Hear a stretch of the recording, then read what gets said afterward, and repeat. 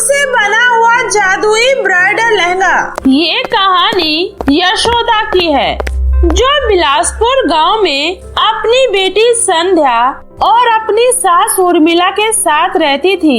यशोदा गांव के मुखिया के आम के बगीचे में काम किया करती थी और उसी से उसके घर का गुजारा चलता था, क्योंकि यशोदा के पति के देहांत के बाद घर की सारी जिम्मेदारी यशोदा के कंधों पर ही आ जाती है, जिसके बाद भी यशोदा अपनी बेटी संध्या की सभी ख्वाहिशों को पूरा किया करती थी, जिस वजह से संध्या आगे चलकर बहुत ही ज्यादा जिद्दी हो जाती है। उसे हर पल, उसे हर समय बस आम ही चाहिए होता था।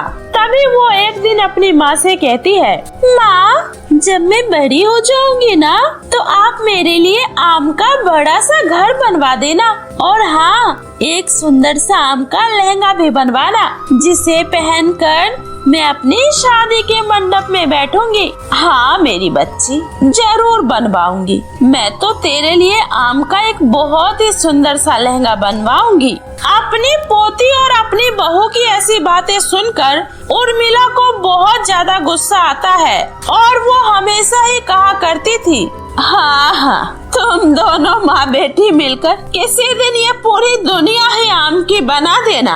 अरे तेरी बेटी के इस आम के चक्कर में किसी दिन तेरा काम ना छूट जाए। अरे माँ जी, आप क्यों चिंता कर रही हैं? ऐसा कुछ नहीं होगा, और मैं अपनी बेटी के लिए दिन रात इतनी मेहनत करूँगी ताकि इसे जिंदगी में कभी भी किसी भी चीज की तकलीफ नहीं होगी। हाँ, क्यों नहीं बहू, तू दिन रात बगीचे में मेहनत करती रह और ये दिन रात घर में बैठकर बस आम खाती रहेगी। ऐसे ही समय के साथ साथ अब संध्या बड़ी हो जाती है, लेकिन उसकी आम खाने की आदत अभी तक नहीं जाती है। और जब कॉलेज खत्म होने के बाद उसकी सारी सहेलियों की शादी होने लगती है, तो वे लोग अपनी शादियों में बहुत ही सुंदर सुंदर ब्राइडल लहंगे पहनती है। तभी संध्या उनसे कहती है, अरे तुम लोग तो कितना सिंपल लहंगा पहनकर शादी कर रही हो। अच्छा, तो तुझे हमारा लहंगा सिंपल लग रहा है, तो तू कौन सा राजा महाराजा का बना हुआ लहंगा पहनेगी, बता। अरे मेरी माँ तो मेरे लिए मेरी शादी में आम से बना हुआ ब्राइडल लहंगा लेकर आएगी। क्या आम से बना हुआ ब्राइडल लहंगा? लगता है तेरा दिमाग खराब हो गया है, या फिर तू अभी भी बचपन में ही जी रही है। भला ऐसा भी कोई लहंगा होता है क्या? ये सब तो मुझे नहीं पता, मुझे तो बस आम से बना हुआ ब्राइडल लहंगा पहनकर ही शादी करनी है, वरना मैं तो शादी ही नहीं करूँगी। अच्छा ठीक है, बस तू हम लोगों को अपनी शादी में बुलाना मत भूलना, समझी? और इस तरह कुछ दिन बीतते ही संध्या की भी शादी तय हो जाती है, और शादी तय होते ही वो अपनी माँ से कहती है, माँ, मुझे अपनी शादी में आम से बना हुआ ब्राइडल लहंगा ही पहनना है, वरना मैं ये शादी नहीं करूँगी। इतना कहकर संध्या वहाँ से चली जाती है। उसी समय उसकी दादी उर्मिला कहती है, अरे बहू, ये संध्या क्या कह रही है? भला आम से बना हुआ भी कोई लहंगा होता है क्या? देखिए ना माँ जी, यही तो मुझे भी समझ में नहीं आ रहा है। भला आम से बना हुआ लहंगा पहनकर शादी कौन करता है? अरे कहीं तेरी बेटी पागल तो नहीं हो गई? ये सब तेरा ही बिगाड़ा हुआ है, तूने ही उसे बचपन से कुछ ज्यादा ही सर पर चढ़ा रखा है। जाने दीजिए ना माँ जी, मैं अपनी बेटी की ये इच्छा भी जरूर पूरा करूँगी। इतना कहकर यशोदा वहाँ से चली जाती है और उसकी सास सर पर हाथ रखकर परेशान बैठ जाती है। तभी एक आम की दुकान पर जाकर यशोदा उस दुकान वाले से पूछती है, अरे भाई साहब, आपके पास आम से बनी हुई कोई चीज है क्या?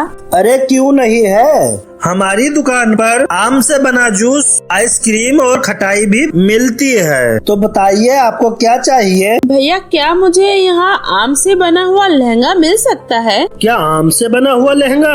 अरे क्या सुबह सुबह आप मुझसे मजाक करने तो नहीं आई हैं? चलिए जाइए यहाँ से। इतना सुनकर यशोदा दुखी होकर वहाँ से चली जाती है, लेकिन वो किसी भी तरह अपनी बेटी की ये इच्छा भी पूरी करना चाहती थी, क्योंकि वो अपनी बेटी से बहुत प्यार किया करती थी। इसलिए यशोदा कई आम की फैक्ट्री और कई आम की दुकानों पर जाकर आम का लहंगा बनाने के बारे में उनसे बात करती है, लेकिन हर कोई उसका मजाक उड़ाकर उसे वहाँ से भगा देता है। तभी जब शाम को यशोदा दुखी होकर घर वापस आती है, उसी समय संध्या उससे कहती है, माँ, क्या आपको मेरे लिए आम का लहंगा मिल गया? नहीं बेटी, मैंने हर जगह पता कर लिया, लेकिन कोई भी आम का लहंगा बनाने के लिए तैयार ही नहीं है। क्या माँ, इसका मतलब मुझे मेरी शादी पर आम से बना हुआ ब्राइडल लहंगा पहनने को नहीं मिलेगा? तो फिर मैं शादी भी नहीं करूँगी। हाँ, इतना कहकर संध्या रोते हुए अपने कमरे में चली जाती है और पूरे दिन खाना नहीं खाती है। अपनी बेटी को इस तरह दुखी देखकर यशोदा को बिल्कुल भी अच्छा नहीं लगता है। तभी अगले दिन ही यशोदा दुकान से कुछ आम खरीद कर लाती है और खुद ही घर पर लहंगा बनाने की कोशिश करने लगती है। उसके बार बार कोशिश करने के बाद भी वो लहंगा बन नहीं पाता। हे भगवान, अब मैं क्या करूं? ये आम का लहंगा तो मुझसे बन ही नहीं रहा। कहीं इन सब के चक्कर में मेरी बेटी की शादी ना रुक जाए। ऐसे ही कुछ दिन लगातार कोशिश करने के बाद भी यशोदा आम का लहंगा नहीं बना पाती है। हे भगवान, अब मैं क्या करूं?